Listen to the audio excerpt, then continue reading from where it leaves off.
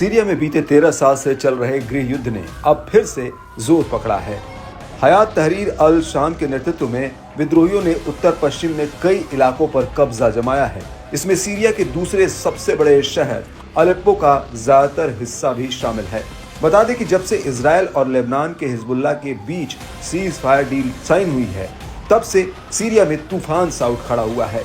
Middle east में शांति की उम्मीद लगाए बैठी दुनिया भर के देशों को भी बड़ा झटका लगा है। सीरिया की बशर अल असद सरकार पर मुसीबतों का पहाड़ टूटा है। विद्रोही समूहों ने अलेप्पो के बाद अब हामा शहर पर भी नियंत्रण किया है। इसके साथ ही विद्रोहियों के कब्जे में अब सीरिया के कुल 4 शहर आ गए हैं।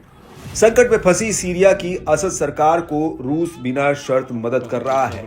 वैसे तो रूसी सेना पहले से ही सीरिया में तैनात है, मगर हालिया संघर्ष बढ़ने से पुतिन ने यूक्रेन के साथ साथ इस ओर भी अपना ध्यान बढ़ा लिया है। वहीं ईरान भी सीरिया में विद्रोहियों की हर गतिविधि पर पैनी नजर बनाए हुए है। खबर है कि ईरान भी सीरिया में सेना भेज सकता है। बीते 24 घंटे में इस मसले पर ईरान में काफी हलचल देखने को मिली है।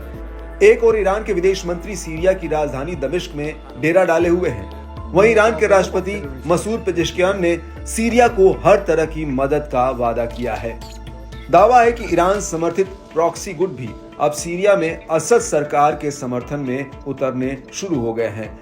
इस कड़ी में लेबनान का हिजबुल्लाह चीफ नईम कासिम ने बड़ा ऐलान किया है। शेख कासिम ने हाल ही में सीरिया में हुए तनाव के बारे में कहा कि सीरिया पर हो रहे हमले अमेरिका और इजराइल की ओर चलाए जा रहे हैं, जो गाजा में अपनी शक्तिहीनता और सीरिया को अलग थलग करने के प्रयासों में विफलता की वजह से हो रहे हैं। हिजबुल्लाह सीरिया के साथ खड़ा है। सीरिया के खिलाफ होने वाले हमलों को विफल करने में लड़ाके मदद करेंगे। नईम कासिम ने अरब देशों के सीरिया को लेकर ढुलमुल रवैये पर भी कड़ा रुख अपनाया। हिजबुल्लाह चीफ ने इस्लामिक देशों को कहा कि ये जान ले कि इजराइल की हर जीत आपके लिए एक हार है, न कि अकेले फिलिस्तीन, सीरिया और लेबनान के लिए। इसका आपके देशों पर भी खासा गंभीर असर पड़ेगा। विद्रोही गुट सीरिया को प्रतिरोध के पक्ष से हटाकर इजराइल के लिए काम करने वाले रुख पर ले जाना चाहते हैं।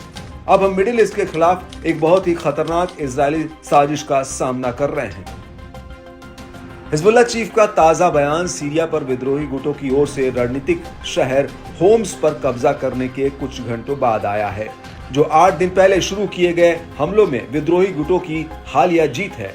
हालांकि नईम कासिम ने अपने बयान में ये नहीं बताया कि हिजबुल्लाह सीरियाई राष्ट्रपति बशर अल असद का किस तरह से समर्थन करेगा, लेकिन कहा कि ईरान गठबंधन समूह वो करेगा जो वो कर सकता है।